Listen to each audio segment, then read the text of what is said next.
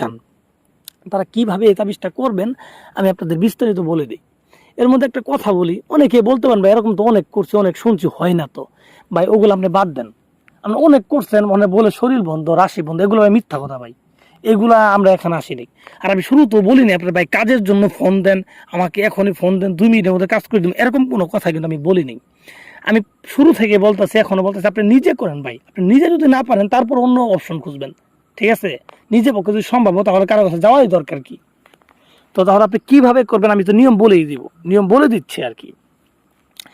এটা আপনি মূলত কুফরি তাবিজ, এগুলো শনি অথবা মঙ্গলবারের দিন করবেন, যেটা আপনার ভালো হোক।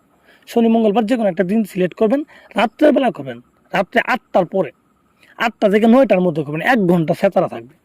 হ্যাঁ, 8টার পরে, 8টা থেকে 9টার মধ্যে তাবিজটা করবেন। তো এটা করার জন্য আপনাকে যাইতে হবে একটা নদীর পাড়ে।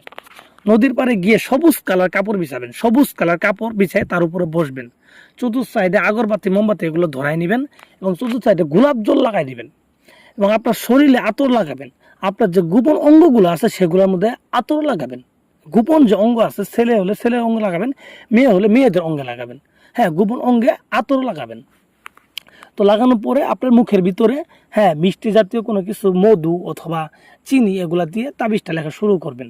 তাবিজ লেখার সময় যার জন্য করবেন তার কথা মনে মনে ভাববেন আর লিখবেন। তারপর এখন তাবিজটা লিখবেন কিভাবে, মানে তাবিজটা কীভাবে লিখবেন? তাবিজটা লিখবেন আপনি একটা সাদা রেশম কাপড়ের উপরে। সাদা রেশম কাপড় নতুন কিনে আনবেন।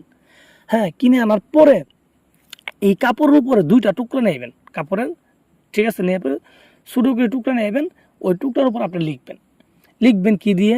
আপনার জাফরান, মেশক জাফরানের সাথে আপনি যে কোনো অবিবাহিত মেয়ের মাসিকের রক্ত বা বীর্য এগুলা দিবেন। দিয়ে মেশক জাফরানের সাথে আপনার একত্রিত করে একটা কালি বানাবেন। কালি বানানোর পরে আপনি কি করবেন? দুবলা ঘাস আছে, এই দুবলা ঘাস দিয়ে কলম বানায় এই সাদা রেশম কাপড় উপরে এই তাবিজটা লিখবেন। সুন্দরভাবে যেভাবে বলা আছে ওইভাবে সেম টু সেম লিখবেন। লিখার পরে নিচে যাকে করতে চান তার নাম, তার বাবার নাম লিখবেন, তারপর আপনার নাম, আপনার মায়ের নাম লিখবেন। তো জানেনই তো, ছেলের ক্ষেত্রে বাবার নাম লাগে, মেয়ের ক্ষেত্রে মায়ের নাম লাগে।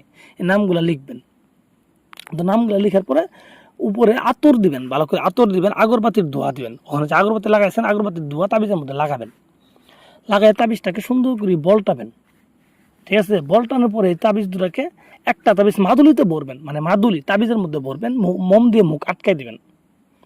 আটকে দেওয়ার পরে এই তাবিজটাকে একটা ছোটো মাটির হাঁড়িতে একটু মধু রাখবেন, রাখিয়ে তাবিজটাকে ওখানে চুবায় রাখবেন, চুবায় আপনার ঘরে রেখে দিবেন, ঠিক আছে? ঘরে রেখে দেওয়ার পর আরেকটা তাবিজ আপনার কাছে থাকবে। এই তাবিজটাকে আপনি একটা ডালিম গাছে ডালের সাথে বাইন দিই, ঠিক আছে? এটাকে আপনি একটা